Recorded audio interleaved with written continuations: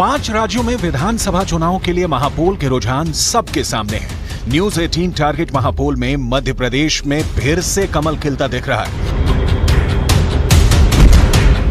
Target महापोल के नतीजों के मुताबिक मध्य प्रदेश की कुल 230 सीटों में से 127 सीटों के साथ बीजेपी पूर्ण बहुमत की सरकार बनाती दिख रही है, जबकि कांग्रेस को 100 सीटें मिलने का अनुमान है, जबकि अन्य के खाते में 3 सीटें दिख रही हैं। हालांकि ये फाइनल नतीजे नहीं है, बल्कि महापोल के रुझान भर हैं। लेकिन 3 दिसंबर को भी ऐसे ही नतीजे आते हैं तो बीजेपी की रणनीति की बड़ी जीत होगी। मध्य प्रदेश में बीजेपी की बड़ी जीत होती है तो उसके पीछे 5 प्रमुख फैक्टर होंगे।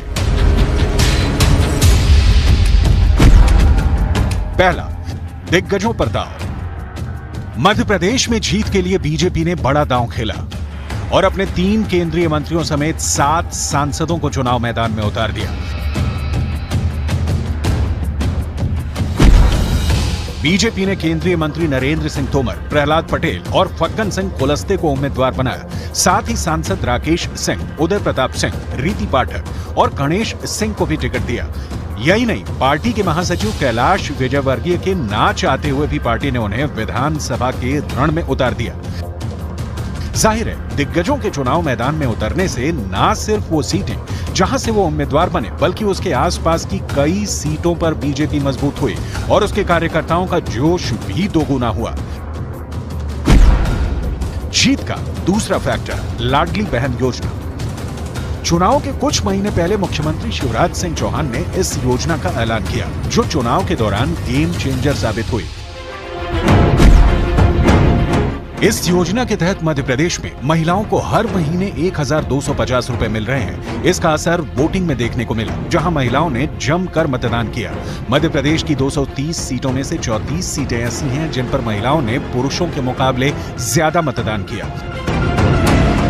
साथ ही बीजेपी को राज्य की उन 29 सीटों पर भी फायदे का अनुमान था जहां महिला वोटरों की संख्या पुरुषों से अधिक है। बीजेपी की बड़ी जीत के पीछे एक बड़ा फैक्टर किसान के लिए किए गए वादे भी हैं, जिसका ऐलान बीजेपी ने अपने घोषणा पत्र में किया, जिसके मुताबिक बीजेपी ने धान का समर्थन मूल्य 3100 रुपए प्रति क्विंटल करने का वादा किया है। मध्य प्रदेश में बीजेपी की जीत का चौथा बड़ा फैक्टर है संगठन की सक्रियता, जिसने चुनाव प्रक्रिया के शुरू होने से पहले ही अपनी भूमिका मध्य प्रदेश में बढ़ा दी। केंद्रीय गृह मंत्री अमित शाह लगातार मध्य प्रदेश के नेताओं के साथ बैठक करते रहे। साथ ही बड़े बड़े मंत्रियों और नेताओं के साथ ही खुद प्रधानमंत्री मोदी ने मध्य प्रदेश के अलग अलग इलाकों में 14 रैलियां की, जिसने बीजेपी के पक्ष में माहौल बनाने में बड़ी भूमिका निभाई। और मध्य प्रदेश में बीजेपी की वापसी का 5वां बड़ा फैक्टर है गुटबाजी पर नियंत्रण।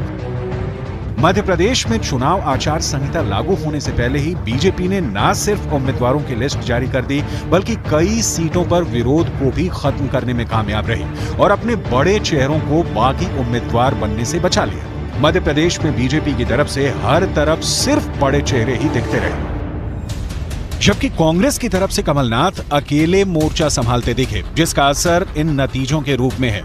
हम फिर कह रहे हैं कि ये फाइनल नतीजे नहीं, बल्कि महापोल के रुझान हैं। फाइनल नतीजे 3 दिसंबर को आएंगे।